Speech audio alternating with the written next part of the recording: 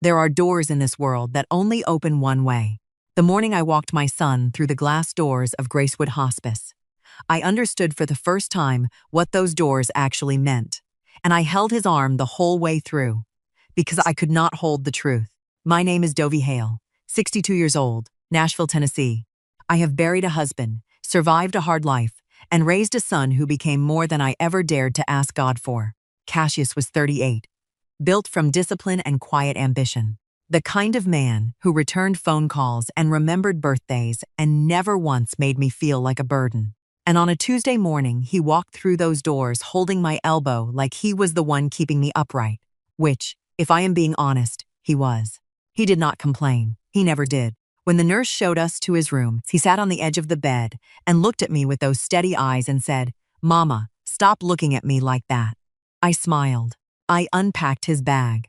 I arranged his things the way he liked them and sat in the chair beside his bed and began the work that is not really work at all. It is just staying. It is just presence. It is just choosing not to fall apart in front of the person who needs you whole. The room smelled like clean linen, and something underneath the clean linen I did not want to name. I stayed until he slept. And in that stillness, I noticed the room across the hall for the first time. Door partially open. An old man upright in the bed, hands folded, eyes toward the window, no television. No flowers on the sill, no cards on the wall. Nothing that said anyone had been there or was planning to come. He sat with his silence the way a man sits when he has made peace with being forgotten. I went home that evening and baked peach muffins. I told myself it was something to do with my hands. The next morning I crossed that hall. He looked at me the way a man looks when he has stopped expecting anything from anyone, cautious, almost confused. I held out the tin and said, "I'm across the hall. Thought you might want some company." He studied me a long moment.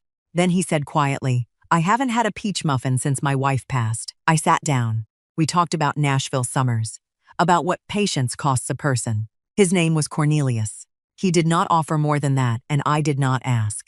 If you are watching this, and you have ever sat inside a place like Gracewood, waiting, praying, holding someone you love through something you cannot fix, drop your timestamp in the comments. Tell me what time you are watching. You are not alone in this. I returned to Cassius's room that afternoon and found him more awake than he had been in days. He reached for my hand and held it with a firmness that surprised me. "Mama." His voice was low, careful. "I need you to make sure my affairs are in order. Things feel." He stopped, looked toward the window, unsettled. "Ondine knows what to do, but I need you to make sure." I squeezed his hand and told him everything was fine. I told him to rest. He closed his eyes. I sat in that quiet room and told myself he was just afraid, that dying men worry, that this was grief talking and nothing more. I believed that then. By the third day, I could see it happening and could not stop it. Cassius was weaker, not in the way the doctors had described. Gradual, manageable, a slow tide going out. This felt faster. His hands, which had always been steady hands, trembled when he reached for his water glass. His voice, when he spoke, arrived thin and carefully rationed, like a man spending his last coins. I sat beside him and watched and said nothing because there was nothing to say that would not sound like panic.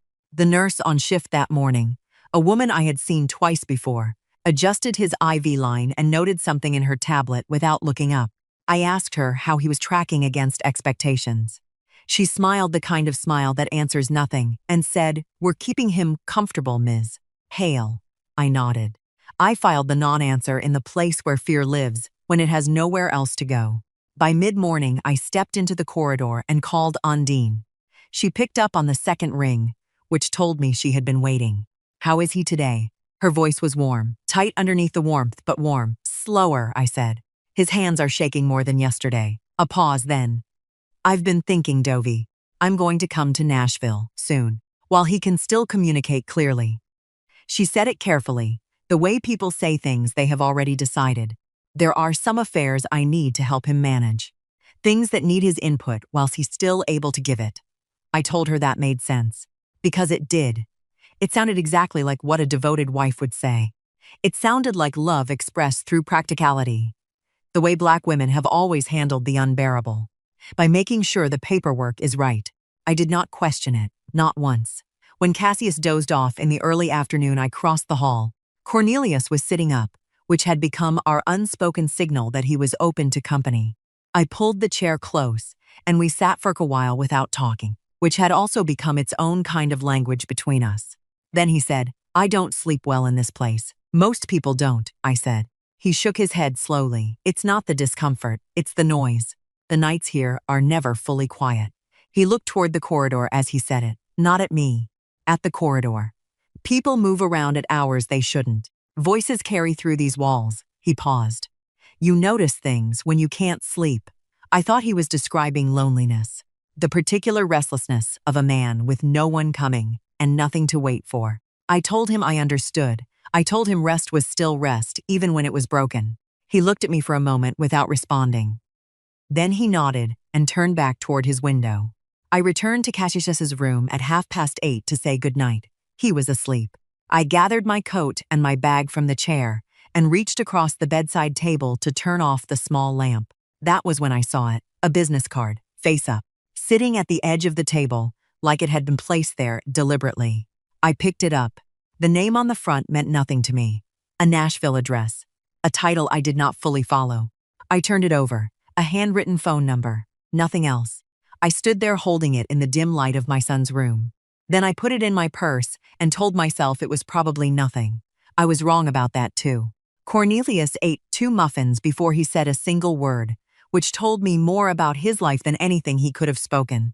I had brought peach again, same tin, same kitchen towel folded underneath. I set it on his bedside tray and pulled my chair close, and we settled into the easy silence that had started to feel like its own kind of friendship, the kind that does not need history to feel real. He told me about his wife eventually. Her name was Ruth. She had made the best sweet potato pie in Davidson County, and she had known it and was not modest about it, and he had loved that about her. He smiled when he said it, not a big smile, just the small particular kind that belongs to a man revisiting something irreplaceable. I told him about my years as a school administrator, 31 years in Nashville public schools. The children who came in hungry and left capable. The ones who came back years later to tell you what it meant. He listened the way people listen when they are genuinely interested, rather than waiting for their turn to speak. His hands stayed folded. His eyes stayed on me, except when footsteps passed in the corridor. Every time, every single time, his eyes moved to that doorway, not quickly, not with alarm.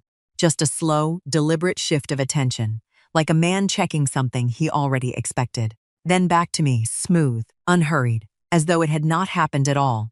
I told myself it was an old man's habit, the restlessness of someone confined to a bed with nothing to occupy him but sound and movement. I told myself that, and I believed it, and I moved on. I should have sat with it longer. Cassius was awake when I returned to his room just before noon, alert in the way that had started to feel like borrowed time, bright for an hour, then gone again. He reached for the remote, changed nothing, set it down. Then he said, "Has Ondine called you?" "We spoke yesterday," I said. He nodded, looked at the window. Then, "Has she called today?" There it was, the same question, different coat.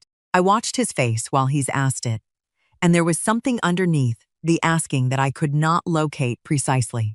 Not jealousy, not suspicion, something closer to need, like a man checking that the people he trusted were still standing where he left them. "I'll call her this afternoon," I said. "She's coming soon." He nodded again, closed his eyes.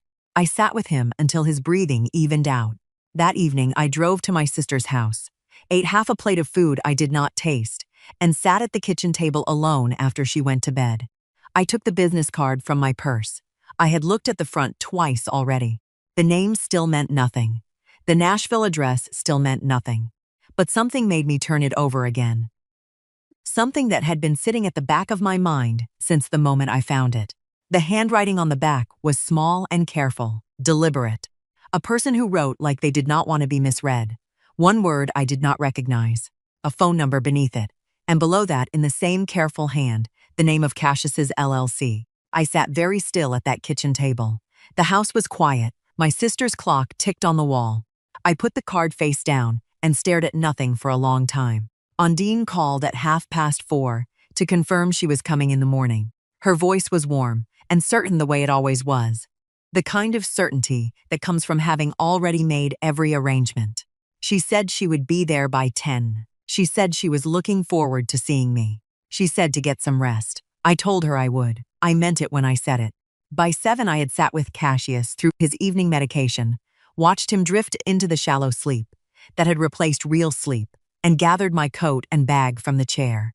I was tired in the specific way that grief makes you tired, not in your body but somewhere behind it.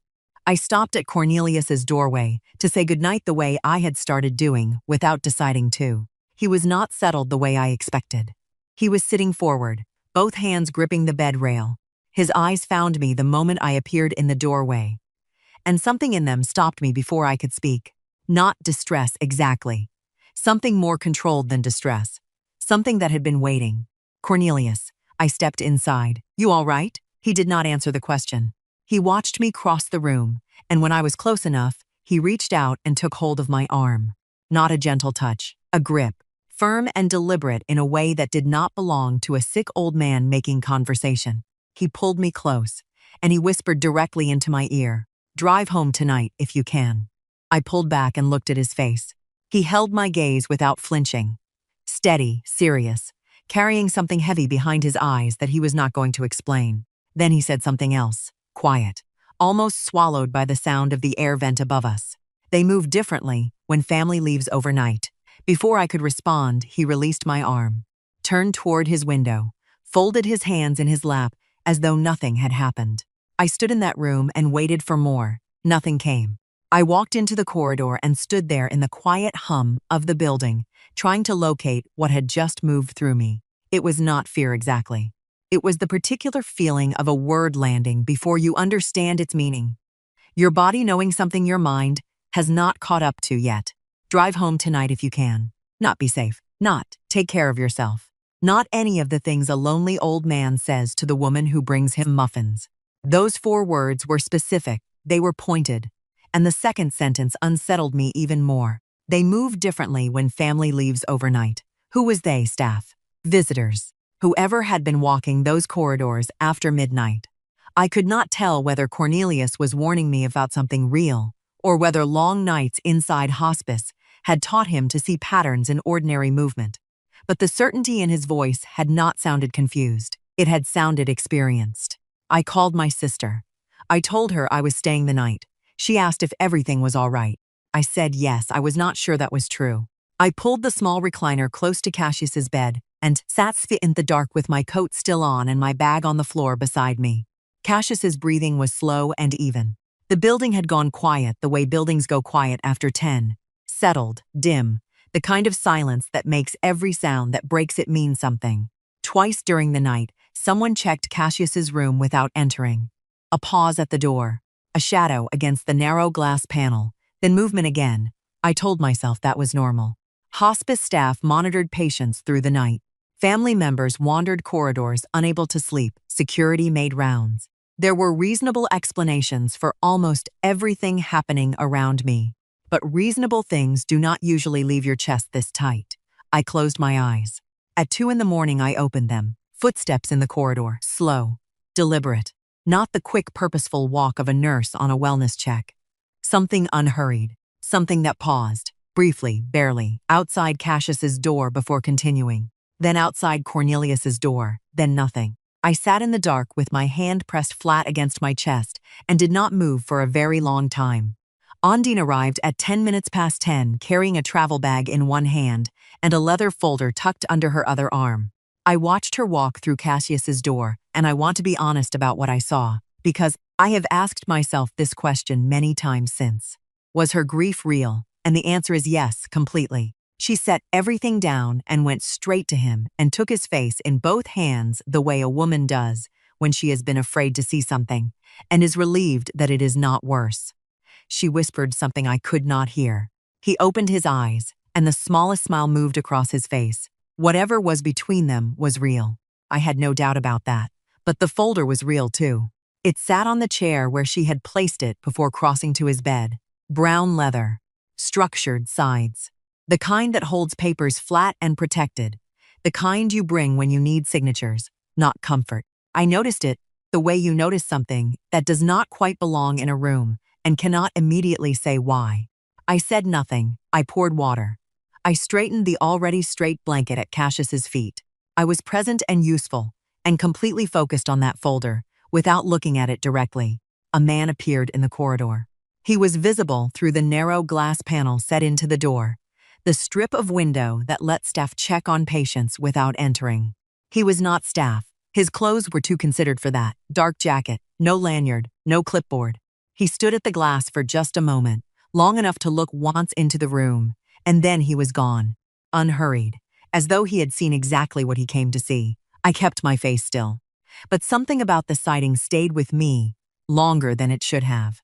Hospice facilities receive visitors constantly: pastors, accountants, distant cousins, insurance representatives, attorneys carrying folders and careful expressions. Rationally, there was nothing strange about a well-dressed man standing in a corridor outside a patient's room, except he had not looked like family. And he had not looked lost either. 20 minutes later, Ondine stepped out to speak with one of the nurses about Cassius's care schedule. I heard her voice in the corridor, warm, engaged, asking the right questions. She was going to be a few minutes at least. I looked at the folder. I did not open it. I will not pretend I am the kind of woman who goes through another person's private documents in her dying son's hospice room. I am not. But I crossed to the chair and I looked at it. The top edge of a document was visible where the folder had not been fully closed. White paper. Standard print. In the upper left corner, clear as anything, the name of Cassius's LLC. I stepped back, sat down, folded my hands in my lap. Ondine returned 2 minutes later, and we talked about Cassius's appetite, and whether he was sleeping, and what the doctor had said on his last round. We talked like two women who loved the same man, because we were, because that was still true, regardless of anything else. At one point, she touched the folder lightly and said, almost apologetically, "There are some account things Cass wanted me to help organize while he's still alert enough to answer questions." I nodded, like that explanation settled everything. Part of me wanted it too. I excused myself at 11:30, told them I needed some air. The parking lot behind Gracewood was half full, nurses changing shifts, family visitors smoking beside their cars, the ordinary movement of people carrying difficult days. I stood near the curb and let the cold air settle me, then I saw him again. Not close this time. Near the far end of the lot beside a dark blue sedan, the same dark jacket, same deliberate pace. He opened the driver's door without looking around and paused briefly before getting inside, one hand resting on the roof of the car, like a man finishing a thought before leaving. I could not see his face clearly from that distance. But something about him tightened the same place inside me. The corridor sighting had tightened earlier, not fear exactly. Recognition without context. He got into the sedan and pulled out slowly, dark blue, newer model, Tennessee plates. I caught the first 3 letters before the car turned toward the exit and disappeared behind the hedges lining the drive. I stood there longer than I meant to. Then I pressed those 3 letters into my memory anyway. Because by then, instinct had already started doing work my mind had not caught up to yet. I did not sleep. I lay in the dark at my sister's house with my eyes open and let everything move through me in the order it had happened. The business card with the handwriting on the back. The LLC name on the document edge inside that folder. The man at the glass panel who looked once and left, the whisper in the corridor. The footsteps at 2 a.m. pausing outside 2 doors. None of it connected into anything I could name. But it had stopped feeling like coincidence and started feeling like weight, the kind that presses on your chest from the inside and will not shift regardless of how you position yourself. I was back at Gracewood by 7:45. Adrienne Locke was on shift. I had seen her before. Efficient, pleasant, the kind of nurse who moves through a room without disturbing it. But I watched her differently that morning, not because I had decided she was guilty of something. Because once suspicion enters your mind, you begin studying ordinary things for evidence they were never meant to carry. I watched the way she checked Cassius's IV line, the way she noted his chart, the way she spoke to him even knowing he was asleep, professionally warm, the words correct, the cadence practiced. Too practiced.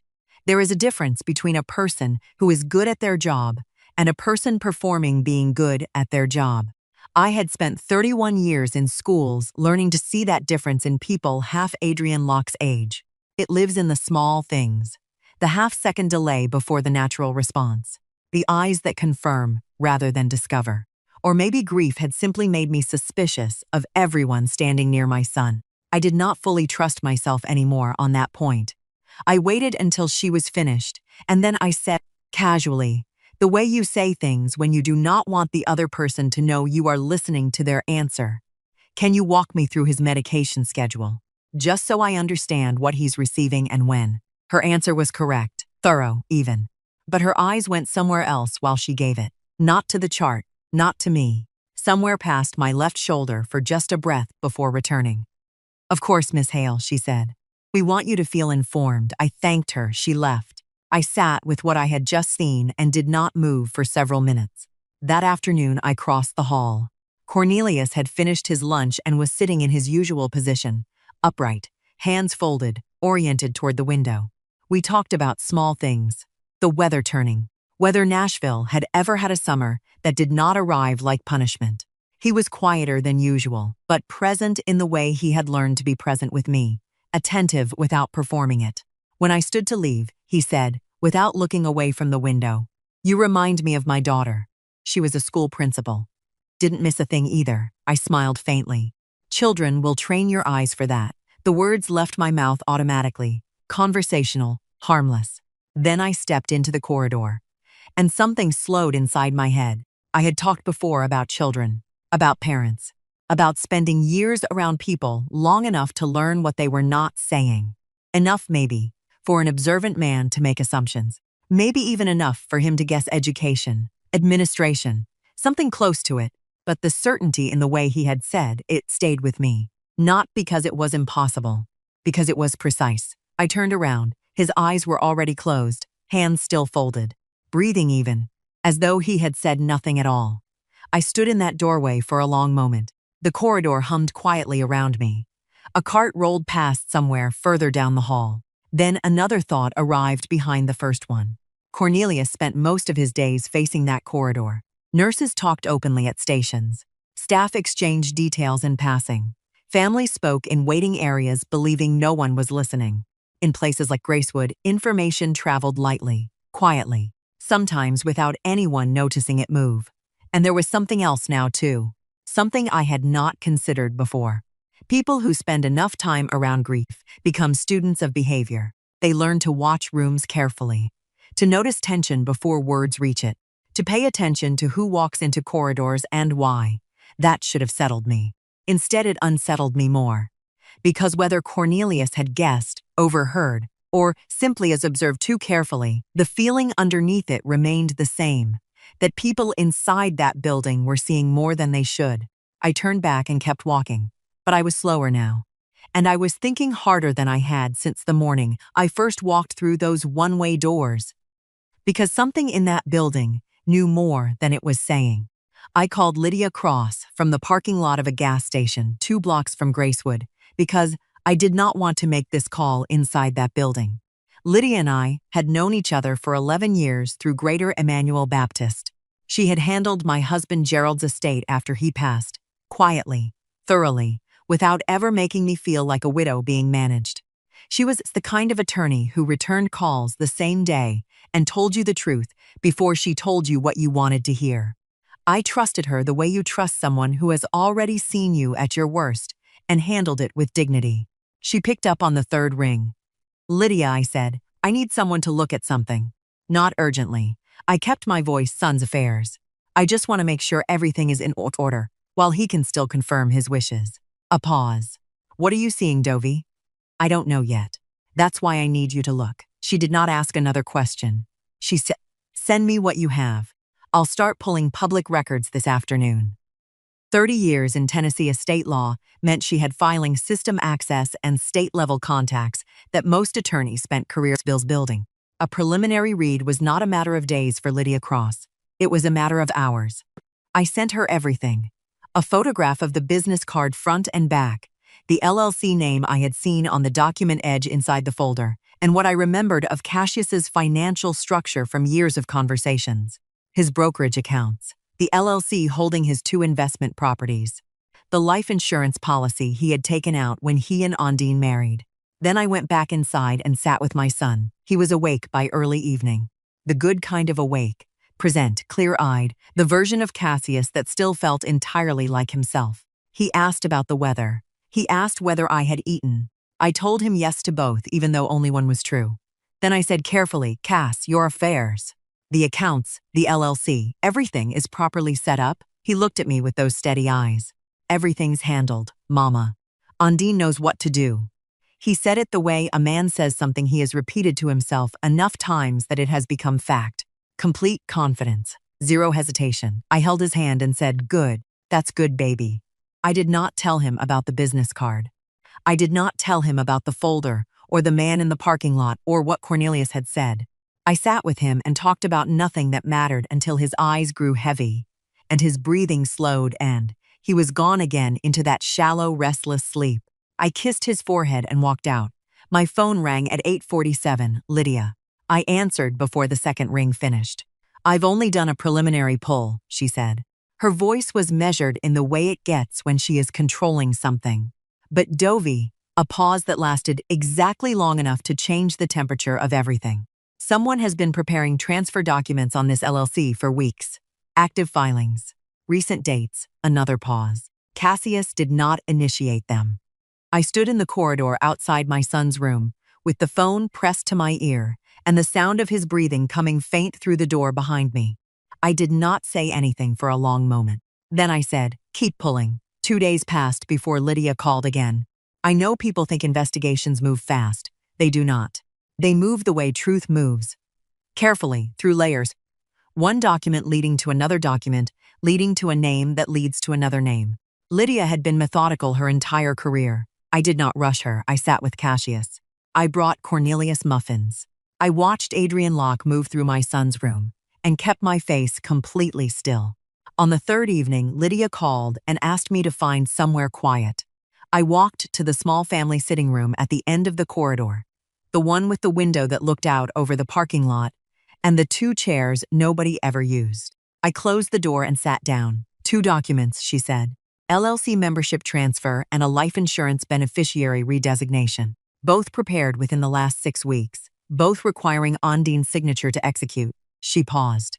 Neither one was initiated by Cassius. I pressed my hand flat against my knee and said nothing. The documents redirect everything into a private holding entity, not Undine directly. A structured entity. My investigator spent the better part of 2 days tracing the registration. It runs through layered filings and registered agents before you reach the controlling name. Another pause. The kind Lydia uses when she wants you to be ready. The name is Foster Gaines. I did not recognize it. I told her so. Private estate consultant. Nashville-based. Legitimate-looking operation on paper. Her voice was careful. Flat in the way that means the opposite of flat. He structures these entities in ways that are difficult to trace quickly. My investigator only got there because he'd similar shielding methods in probate disputes before. I reached into my bag. My fingers found the business card without me having to look. I had moved it to the same pocket every day since I found it. I turned it over. The handwritten number on the back. I read it to Lydia without explaining why. Silence, then Dovey. That number is in Foster Gaines's entity filing. It's a contact line registered to his operation. I sat with that for a moment. The business card had been on Cassius's bedside table. Someone had put it there. Someone who had been in that room or had access to that room and wanted what? Wanted Cassius to call it. Wanted Undine to find it. Wanted something to move in a particular direction. Or maybe wanted the number available before decisions had to be made quickly. The documents need Undine's signature, I said. Yes, she hasn't signed them yet. Not according to anything filed. No, the execution hasn't happened. Which meant there was still time. Which meant whoever was behind this was still waiting for the right moment. Which meant the folder Undine had carried in, the one she had not opened in front of me, was still carrying unsigned papers. I looked out the window at the dark parking lot below. Empty spaces. Overhead lights making yellow pools on the asphalt. And for the first time since this started, something else settled in beside the fear. Structure. This was not random greed moving chaotically through a grieving family. It was organized, timed, patient, the corridor man, the business card, the carefully prepared documents waiting for a signature window. None of it felt improvised anymore. Lydia, I kept my voice even. Who brought Foster Gaines into contact with Cassius's financial information in the first place? Someone gave him the details, the LLC structure, the policy, the account positions. That is not public record. Someone who knew handed it over. Lydia was quiet for a moment. I don't know yet, she said. But whoever it was had inside visibility. These documents were prepared with too much specificity to come from guesswork. I nodded at the window. Find out. I called Odell Parrish on a Thursday morning from the same gas station 2 blocks from Gracewood. I had learned by then that certain calls needed distance from that building. Not because I was afraid of being overheard. Because I needed to be able to think clearly while I talked, and something about those corridors made clear thinking difficult. Too much grief in the walls. Too much weight in the air. Odell picked up on the second ring. We exchanged the brief warmth of people who have known each other through enough hard seasons that hello carries history inside it. Then I said, Pastor, have you visited Cassius recently? 2 weeks ago Tuesday, he said. Sat with him about 40 minutes. Did you see anything unusual while you were there? Anyone in the corridor who didn't seem like they belonged? A pause. Longer than a thinking pause. The kind that means yes and is deciding how to frame it. There was a man, Odell said slowly. Standing outside Cassius's room, not inside, outside, at the corridor, well-dressed, dark jacket. He wasn't moving with any purpose, just. Another pause. I assumed he was some kind of consultant, medical or financial. People bring those in situations like this. I kept my voice level. What did he look like? Odell described medium height, solid build. The kind of man whose clothes were chosen to suggest authority without announcing it. Unhurried in the way of someone who is exactly where he intended to be. Then Odell added quietly, he looked at me once when I came out of Cassius's room. Nodded like we were both there for business. That tightened something low in my chest. It was the same man, the corridor, parking lot, the dark blue sedan. Odell, I said, I need you to come to Gracewood tomorrow. Walk me through exactly where you saw him and when. He did not ask why. He said, I'll be there at 10. I sat with that for a moment after we ended the call. Then my phone buzzed. Lydia. She did not open with pleasantries. I found the connection, she said. Foster Gaines and Cortland Arsenault, Ondine's brother. She let that land before continuing. Financial correspondence between them going back 14 months. My investigator pulled a paper trail that puts them in the same room in Memphis. A business registration conference tied to elder estate planning firms. Their names appear together through a vendor access filing. A pause. Cortland brought Foster the profile, account structures, LLC positions, policy details, information that could only have come from inside the family. I closed my eyes. Cortland. I had met him twice. A man who shook your hand firmly and smiled with his whole face and asked questions about you that made you feel like the most interesting person in the room. The kind of man who had learned that charm was a door that opened everything. Ondine's brother. Ondine, who was upstairs right now, sitting beside her dying husband with a leather folder she had not yet opened in front of me. Ondine, who called me Dovey instead of Miss Hale from the very first day. Ondine, who had no idea. I was certain of this in the way you are certain of things you cannot yet prove, that her own brother had handed her husband's financial life to a predator 14 months ago. Lydia, I said carefully, are we sure this wasn't legitimate financial planning at first? Possibly at first, she said, but not anymore. The transfer structures changed 6 weeks ago. That's when the beneficiary language shifted and the holding entities appeared. Before that, the correspondence reads like ordinary financial access conversations. After that, it doesn't. That mattered, because predators rarely arrive, looking like predators at the beginning. I sat in my car in that parking lot for a long time. The engine was off. The windows were fogging slightly at the edges. Outside, the ordinary world moved past. A nurse on a break, a delivery van pulling in, a man walking with his hands in his pockets going nowhere fast. Ondine did not know. Or if she did, she had hidden it flawlessly through the worst weeks of her husband's life. I did not believe that was true, and tomorrow I had to decide what to do with that. I asked Ondine to walk with me to the family sitting room at the end of the corridor. I did not tell her why.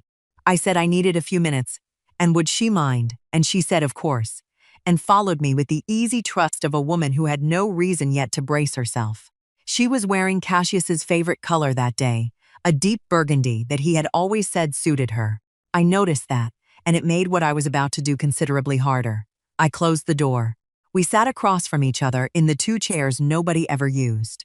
I had the documents Lydia had sent to my phone, screenshots, filings, the paper trail laid out in the careful sequence of someone who knew how to build a case that could not be argued with. I said, Ondine, I need to show you something. And I need you to know before I do that, none of what I'm about to say is about you. She looked at me steadily. Okay. I showed her the LLC transfer documents I watched her read. Her brow pulled together slightly, the expression of someone encountering something that does not yet compute. Then I showed her the beneficiary redesignation. Then I showed her the entity registration, tracing back through 2 layers of paperwork to Foster Gaines. Then I showed her the correspondence, the third-party filing that placed Foster Gaines and Cortland Arsenault in the same room in Memphis 14 months ago. I watched her face move through it in stages. Confusion first, genuine and unguarded, the look of a person reading words that refuse to arrange themselves into sense. Then something shifted underneath the confusion, a recognition she did not want. Her jaw tightened.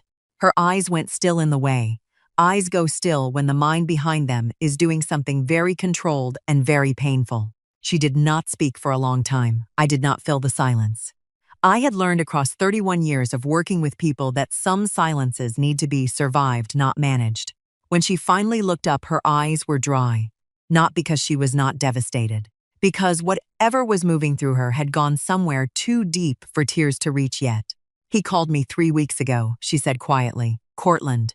He said he'd been talking to a financial consultant, someone who could help manage things during. He said it was what Cassius would want. She stopped. Her hands were flat on her thighs. I thought he was trying to help. I know, I said. He knew everything. The LLC, the policy, the accounts. Her voice dropped further. I told him, over the years. When things were good, I talked about our life, and he listened, and I thought. She stopped again. She did not defend him. She did not reach for an excuse or a context that softened it.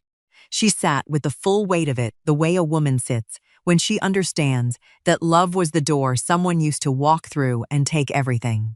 The silence held for another long moment. Then she looked at me directly and said, "What do you need from me?" Not a question she was afraid of. A question she had already decided to answer before she finished asking it. I held her gaze. "I need you to call Cortland. Tell him nothing has changed. Tell him everything is moving forward exactly as planned." I paused. I need him to believe he has already won. Ondine looked at me for one steady moment. Then she picked up her phone. The question that had been sitting beneath everything else finally had room to breathe. Cassius's decline was faster than it should have been. The doctors had given us a timeline, and his body was not following it, not in the direction of recovery, which nobody expected, but in the direction of deterioration. The pace was wrong. I had felt it from the second week and filed it under grief's tendency to distort time. But grief does not change medication records. Grief does not alter administration schedules. And a pattern is a pattern regardless of how quietly it accumulates. Cassius had a lucid window that morning. Clear eyes, full sentences. I sat close and kept my voice easy and said, "Baby, I need to request your medical records. Full records. To make sure everything is being managed right. Can I do that on your behalf?" He looked at me for a moment. Then he said, "Yes." I walked him to the nurse's station. He was not strong enough to go far, but he was present enough to matter. And I had his verbal authorization witnessed by the charge nurse on duty. Then I submitted a formal request through the facility's patient advocate for Cassius's complete medication administration records. It took 4 hours to process. I sat with Cassius and waited and did not show him my hands because they were not entirely steady. Lydia's medical contact was a retired physician named Dr. Okafor, who had worked with her on 3 prior estate cases involving disputed medical timelines. She reached him by noon. By evening, he had the records and Dovey's written authorization to review them. He called me at 9:15. "There are discrepancies," he said. Careful, precise. The voice of a man who does not use words carelessly. Medication administration times that do not align with the prescribed schedule. Dosage windows that were extended beyond protocol on specific dates. Individually, each one falls within the range of human error. A pause. Together they form a pattern across 6 weeks. consistent enough that I would not call it error. I closed my eyes briefly and listened. Then he added, very carefully, to be clear, Miss Hale, nothing in these records suggests medication caused your son's condition. Hospice patients decline. That is the reality of hospice. But these deviations could absolutely reduce alerts, increase sedation windows, and limit moments of cognitive clarity during critical decision-making periods. I thanked him. I wrote down every date he gave me. Then I folded the paper and put it in my bag next to the business card that had started all of this. The next morning, I asked Adrienne Locke if she had a few minutes. I said it pleasantly. She hesitated before answering. Not long, just enough for me to notice. Then she said, "Of course." I led her to the family sitting room, the same room where Ondine and I had sat 2 days before, and I closed the door and I put the printed records on the table between us. I did not say anything at first. I simply let her look. Adrienne's face stayed professional for a long moment, composed, practiced. The same face she showed Cassius's room every morning. 38 seconds, 40. Then she pushed the papers slightly back toward me. "I follow physician instructions," she said evenly. "If you have concerns about your son's care, you need to take them through administration." I nodded once. "Administration already knows records were requested," I said quietly. "Dr. Okafor reviewed them last night. Lydia Cross has copies. So does a medical investigator she works with." I kept my eyes on hers. "This room is the opportunity I'm giving you. Before other people start asking questions you may not want to answer without representation." Something shifted behind her eyes then. Not panic, calculation. Fear arriving carefully, her gaze moved toward the door. Then back to the records, her hands flattened against the table. When she finally spoke, her voice was lower than before. "Has administration contacted anyone yet?" It was not denial that mattered. "Not formally," I said. "Not yet." She sat back slowly. The breath that left her did not sound relieved. It sounded exhausted. "Foster Gaines approached me 4 months ago," she said, "through a family contact." She swallowed once.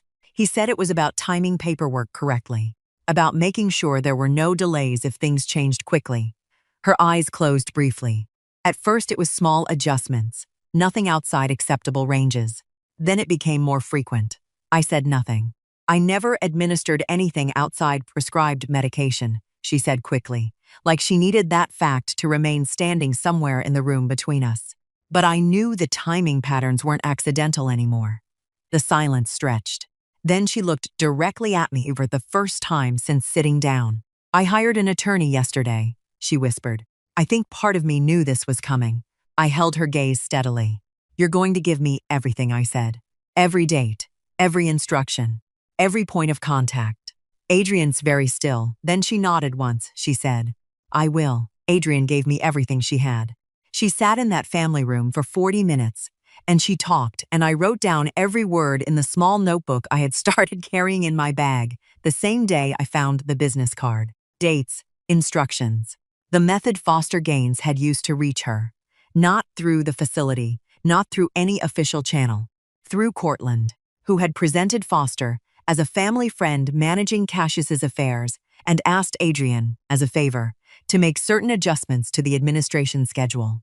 Small ones, nothing that would read as intentional on any single review. Just enough, across enough weeks to move a timeline. She had needed money. She had told herself it was not really hurting anyone. She had been wrong and she had known it and kept going anyway, and now she was sitting across from me in a room that smelled like industrial carpet and bad coffee, telling me everything because the alternative was carrying it alone for the rest of her life. I passed everything to Lydia that same afternoon.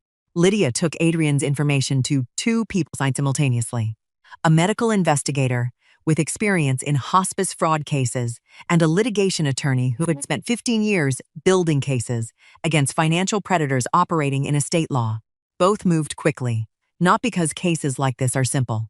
Because cases like this leave paper, and paper does not lie if you know where to look. What they found took 3 days. Foster Gaines had done this before, not once, twice. Different cities, different families. Same architecture. An asset-rich family caught in a moment of maximum grief. Transfer documents prepared without the principal's knowledge. A holding entity structured to obscure the destination of redirected funds. The first family had settled quietly under a non-disclosure agreement, that had cost them their legal voice and a significant portion of what they had lost. The second family had signed documents they did not understand and only realized what had happened 8 months after the death, when an accountant flagged the beneficiary discrepancy. Foster had never been charged. He had moved always in the space just inside the legal line, close enough to the edge that each individual action could be explained, far enough from outright fraud that no single case had been enough to hold him. Until now, there had never been 3. Lydia's investigator surfaced both prior cases through financial filing patterns, the same holding entity structure appearing across different jurisdictions under slightly different names. He reached both families directly. The first family, who had signed a non-disclosure, had a consultation with their own attorney before responding. The second family called back within 2 hours. Both agreed to come forward. For the first time, Foster Gaines was not one family's word against a carefully constructed paper operation. He was a pattern, documented, witnessed. 3 instances of the same predatory structure, targeting grieving families who trusted the wrong people at the worst possible moment. Lydia called me on a Tuesday evening and said, "Dovie, we have enough to move." I stood at the window of my sister's kitchen and looked out at the dark yard and thought about a man who had spent years finding families at their lowest and taking everything that was not nailed down. "Not yet," I said. Lydia paused. "What are you waiting for?" I turned away from the window. "Cortland," I said. "I want him in the room when it happens. I want him to watch every door close at the same time." Silence on the line. Then Lydia said, "I'll be ready." Ondine made the call on a Wednesday morning from the chair beside Cassius's bed. I stood in the corridor and listened to her voice through the partially open door. Warm, easy, the natural rhythm of a sister, talking to a brother she had trusted her entire life. She told him the documents were ready. She told him she needed him there to help her through it. She said, and this was the part that required something from her, "I do not think I could have managed. I just don't want to do this alone, Cortland. You know how I get." He said he would be there by Thursday afternoon. She ended the call and sat for a moment with the phone in her lap.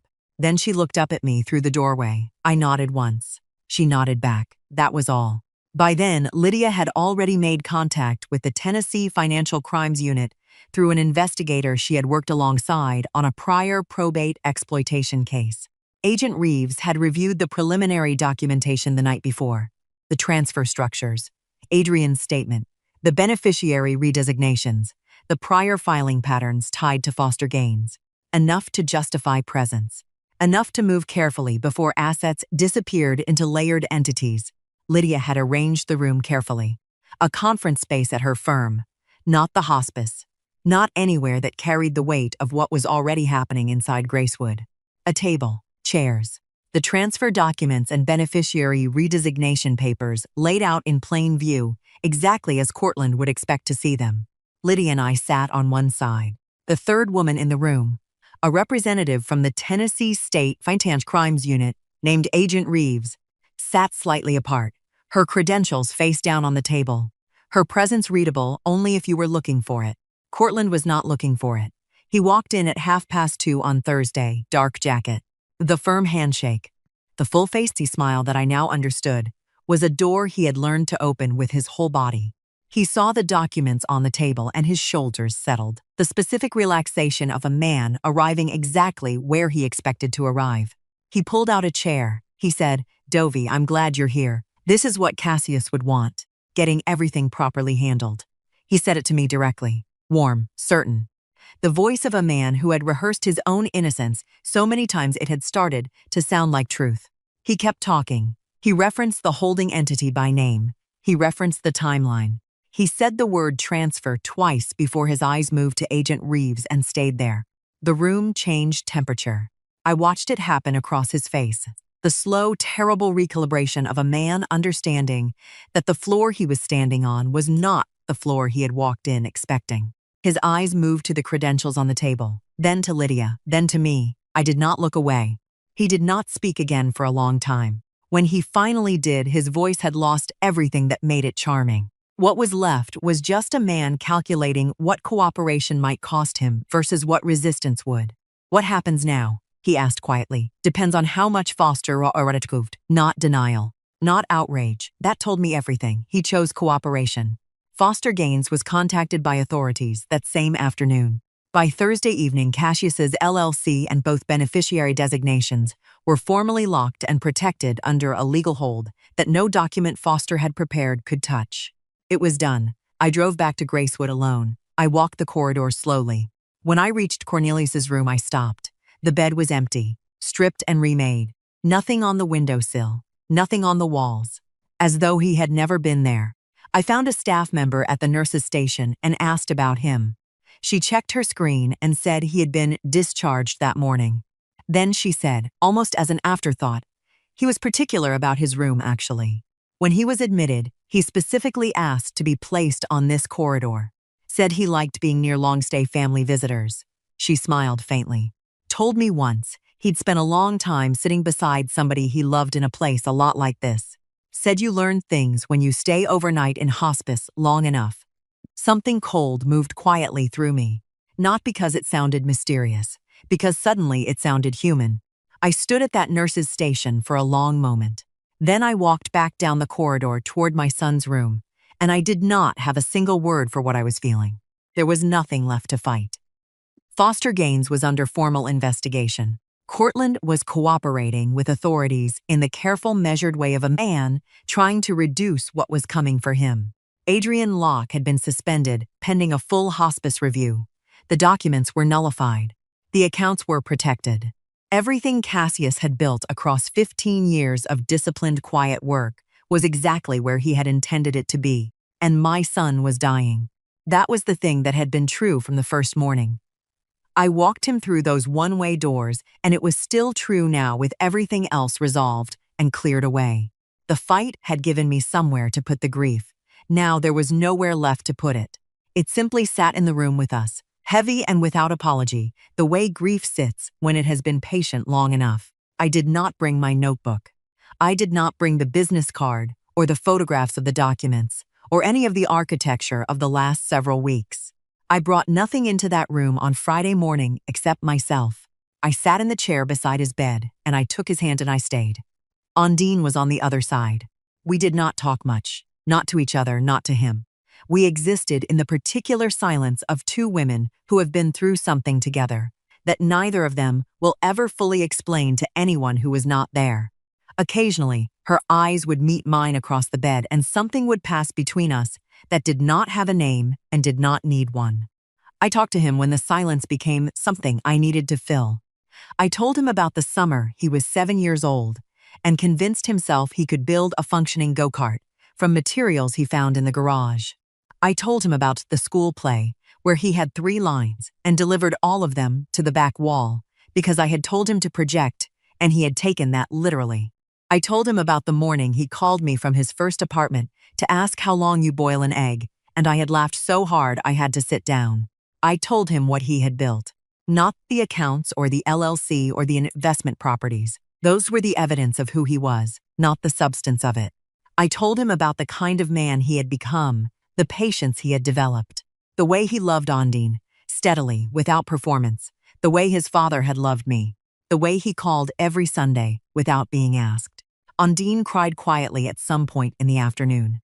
I handed her tissues and kept my hand on Cassius's and did not look away from his face. The light in the room changed as evening came in.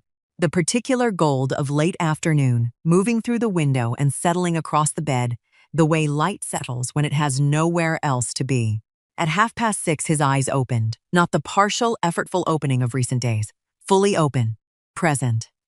He looked directly at me with an expression I recognized, the same expression he had worn at 7 years old, presenting that broken go-kart with complete dignity, regardless of the outcome. Mama, his voice was thin but certain. Did you handle it? I squeezed his hand. I leaned close. Baby, I said. I handled everything. He looked at me for a long moment. Then something his face released. Not weakness, not surrender, relief. The specific relief of a man who built something and needed to know it would stand after him. His eyes closed. I held his hand and did not let go. Cassius passed at 4:17 in the morning. I know the exact time because I was holding his hand when it happened, and I looked at the clock on the wall, the way you look at something when you need to mark a moment that cannot be unmarked.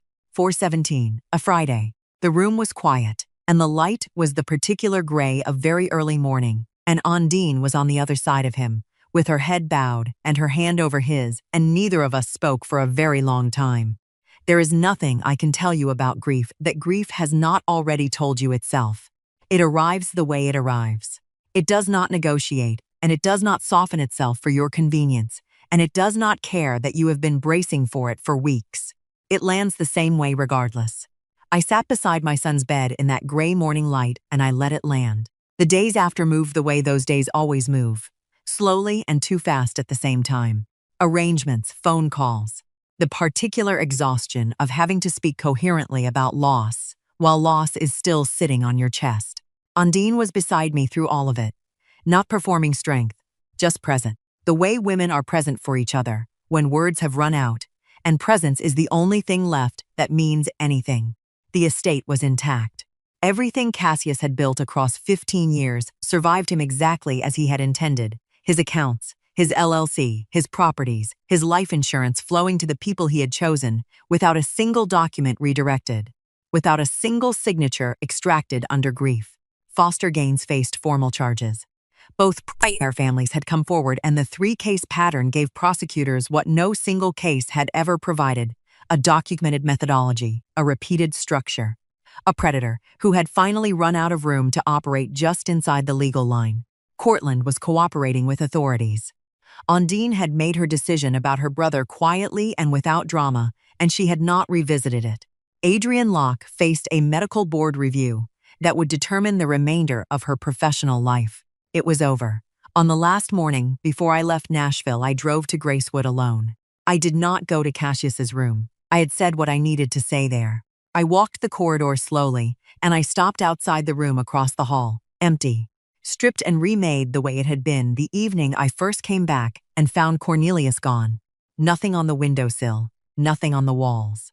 I stood there, and I thought about a man named Cornelius Draft who had bad nights and no visitors and eyes that tracked every footstep in that corridor, with the quiet attention of someone who had learned that what moves in the dark matters. The nurse at the station recognized the name when I asked about him again. She said, softly this time, his wife died in hospice 3 years ago. Different facility. She adjusted a stack of papers while she spoke. He told me once there were problems with paperwork around the end. Financial people coming in and out after she lost clarity. A pause. I think he blamed himself for leaving her alone too often near the end. I said nothing.